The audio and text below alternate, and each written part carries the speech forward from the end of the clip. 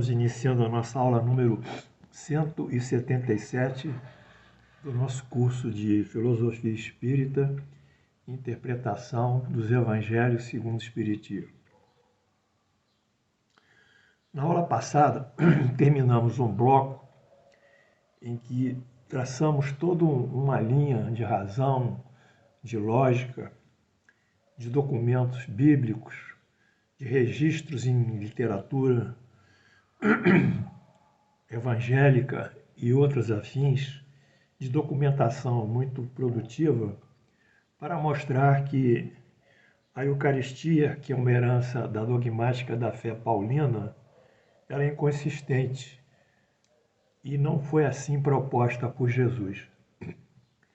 Ela foi uma ressignificação dada e reescrito também os textos evangélicos de modo a poderem justificar esse sacrifício constante da Santa Ceia.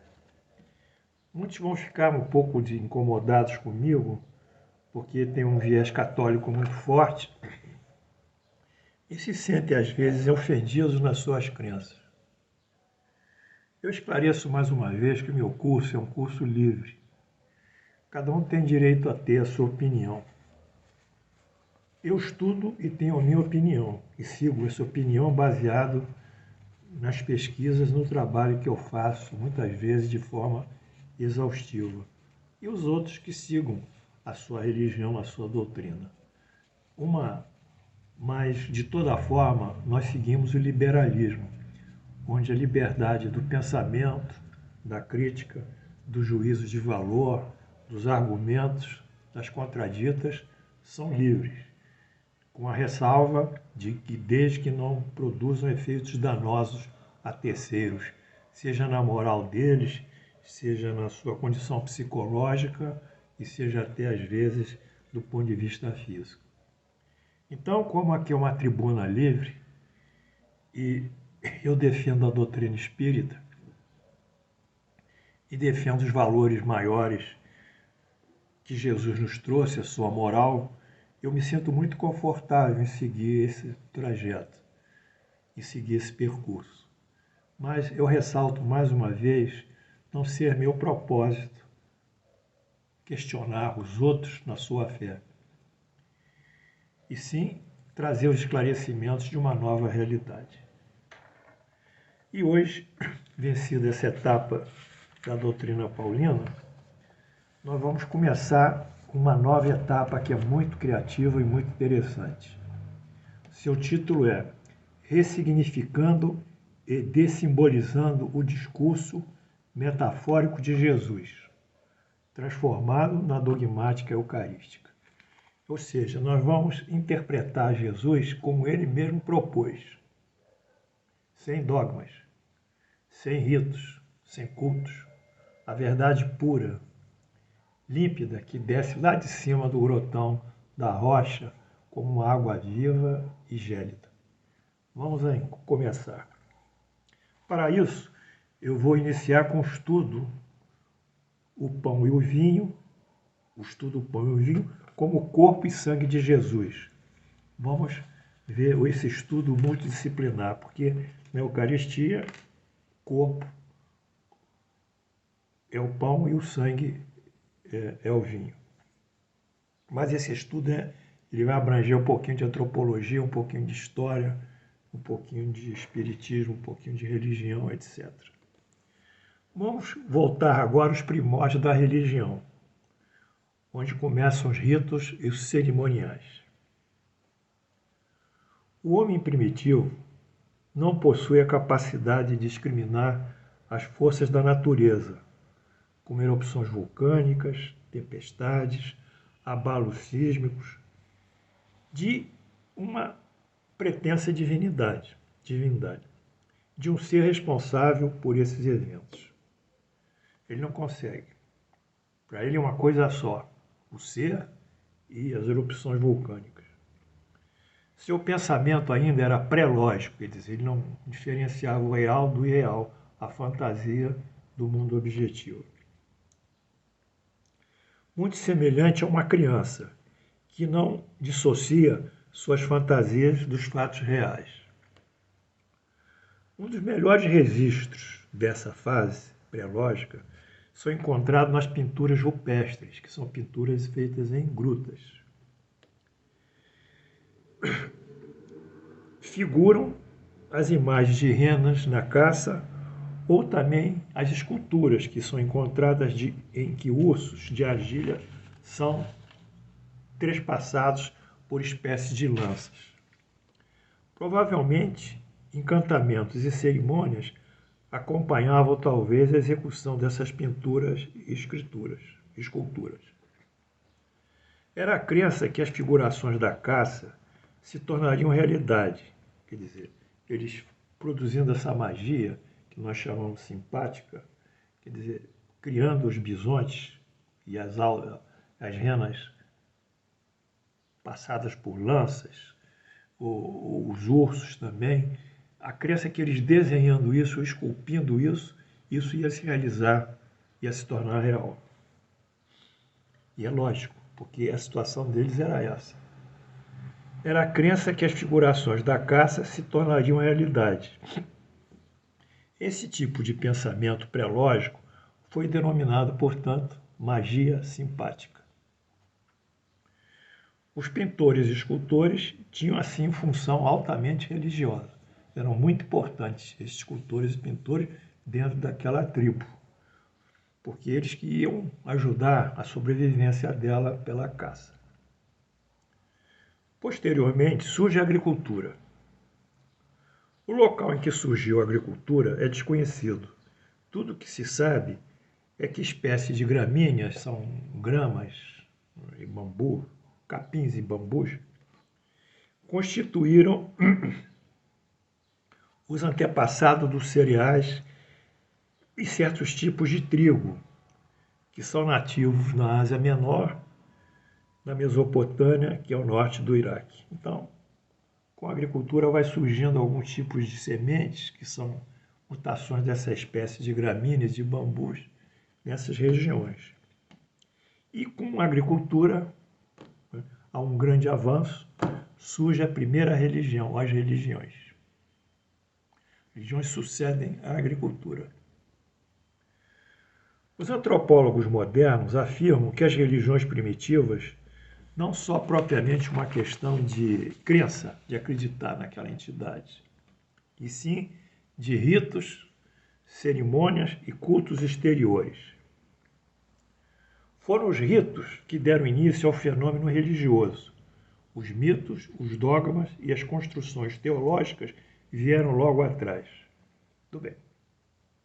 Então, esses nossos bisavós, eles atuavam junto a essas forças da natureza através dos ritos, dos cultos, e acreditavam que mediante essas cerimônias e esses eventos de ordem formal, culto exterior, eles poderiam ter um tipo de diálogo e de entendimento com essas forças da natureza. Sendo agrícola, o homem dependia da natureza, do regime de chuvas, do clima, da insolação. Segundo seu pensamento, esses fenômenos naturais não ocorriam caso não cumprisse suas obrigações ritualísticas.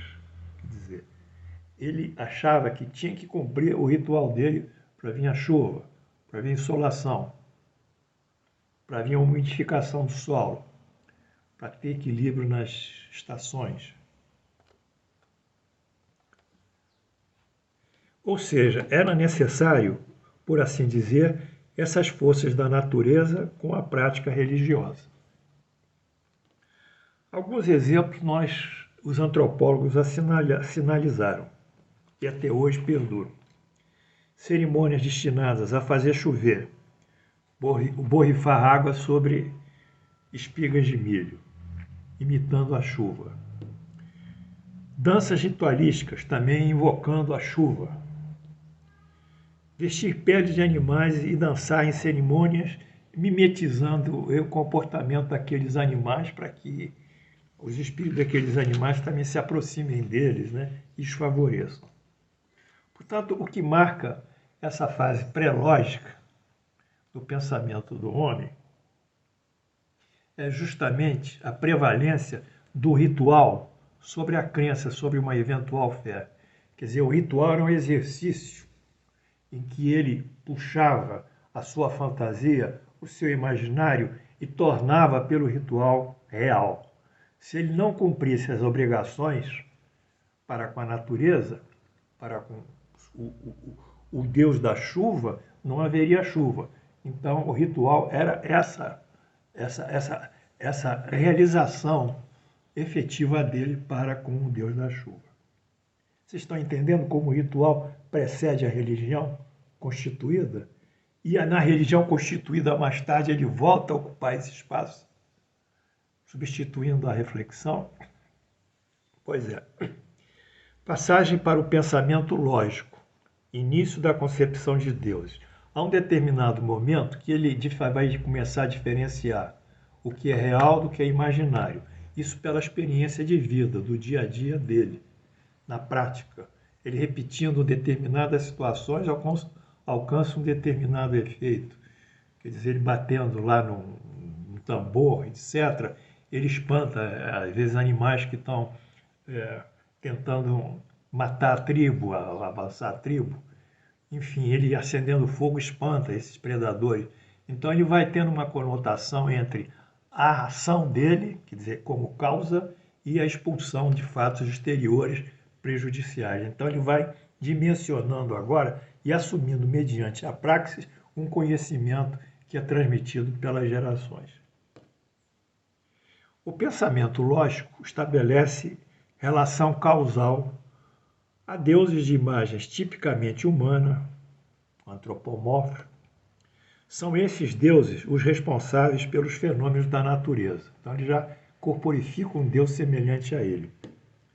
Muito necessários à vida tribal. Devem ser venerados, recebem oferendas e, caso os fenômenos sejam hostis, tempestade e outros, torna-se imperativo o sacrifício, muitas vezes cruento, o sangue para aplacar a sua ira. Então, essa é a fase lógica, quer dizer, inicial. A referência bibliográfica do que eu falei está em Burns, M.E., História da Civilização Ocidental, editora Globo, Porto Alegre, 1965, páginas 12, 13, 20 a 21. Muito bem. Essa foi a primeira avanço. Nós chegamos a uma civilização que já tem um pensamento lógico. Vamos então estudar agora, em função disso, a civilização hebraica, que é uma das mais antigas, e o advento do judaísmo. Introdução. Nenhum dos povos do Antigo Oriente teve maior importância para o mundo moderno que os hebreus. Foram eles a origem do cristianismo. Os primeiros cristãos eram judeus evangelizados. Jesus, como seus pais, também eram judeus. Descendiam da tribo de Judá, como o rei Davi. Mateus 1,17. De sorte que todas as gerações, desde Abraão até Davi, são 14. Desde Davi até o exílio da Babilônia, 14. E desde o exílio da Babilônia até Jesus, 14. Então, a genealogia de Jesus vem aqui nessas múltiplos de 14 gerações, e Jesus pertencia à tribo de Judá, uma das 12 tribos de Israel, como o rei Davi. O judaísmo transmitiu sua doutrina para a religião cristã. De fato, sem o judaísmo não teria sido possível o cristianismo. Isso é fato também, já que os primeiros cristãos são judeus, já que a doutrina cristã inicial, a novel doutrina, ela tem muito do judaísmo. Os 10 mandamentos, por exemplo, as colaborações do judaísmo, os 10 mandamentos, as histórias da criação contidas no livro Gênesis, o dilúvio, no livro Gênesis também, a concepção de Deus como legislador e juiz, enfim, os princípios da moral hebraica influenciaram profundamente as nações modernas, né? Nós sempre dizemos que há três eixos que formaram influenciaram fortemente as civilizações: a moral judaica, a estética e a filosofia grega e o direito romano. São esses três eixos das civilizações passadas que deram uma condição da civilização ocidental crescer. São os três eixos. Vamos estudar um pouco agora o patriarca hebreu, que vai formar a geração judaica, a geração dos hebreus. Abraão. A maioria dos historiadores admite que o berço primitivo dos hebreus foi o deserto da Arábia. Na Bíblia, contudo, a referência noroeste da Mesopotâmia. Mesopotâmia tinha dois rios, Eufrates e Tigre, né? E aquela região situada entre os rios, na antiga Babilônia, que hoje é o norte do Iraque. Então, parece que Abraão saiu da antiga Babilônia. Né? Vamos ver o que diz Gênesis 12, 1.2.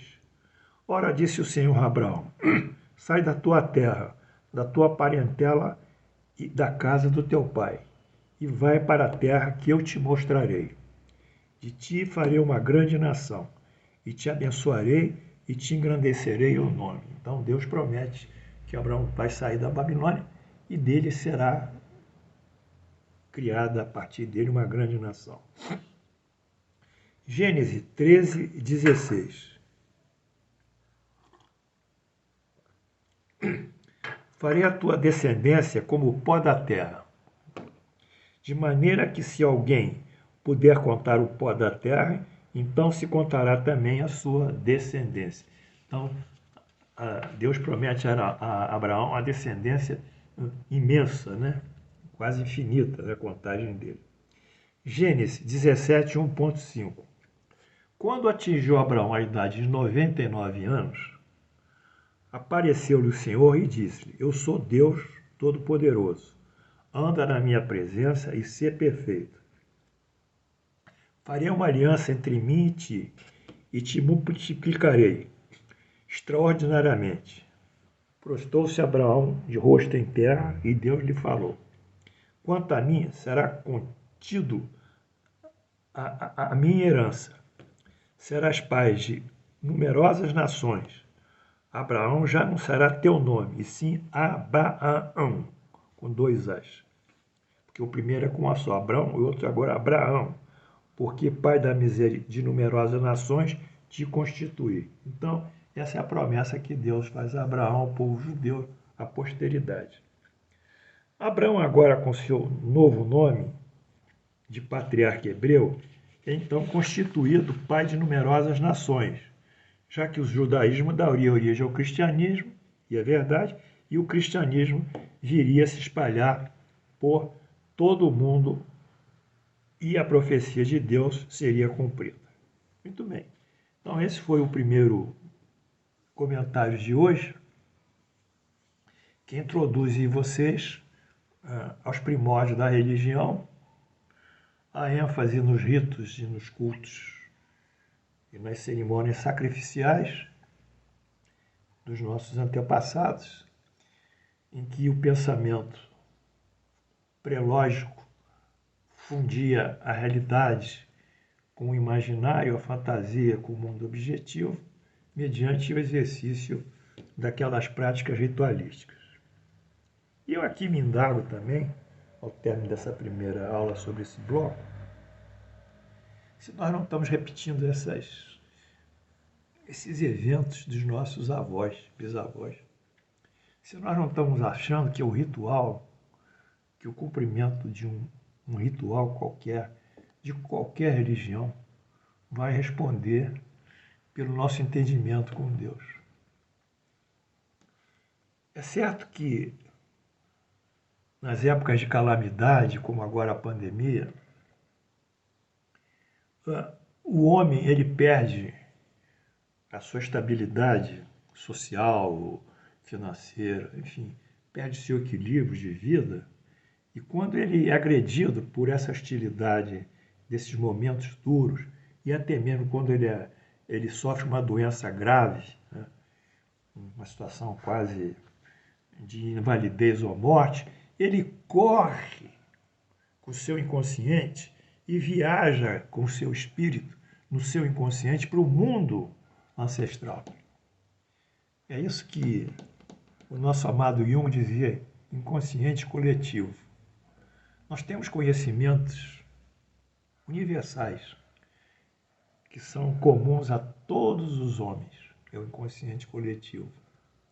E num desses momentos em que nós estamos sendo acossados pela dor, pelo sofrimento, nós caímos no pânico às vezes e começamos a acreditar em milagres, em fatos extraordinários e então perseveramos nos rituais.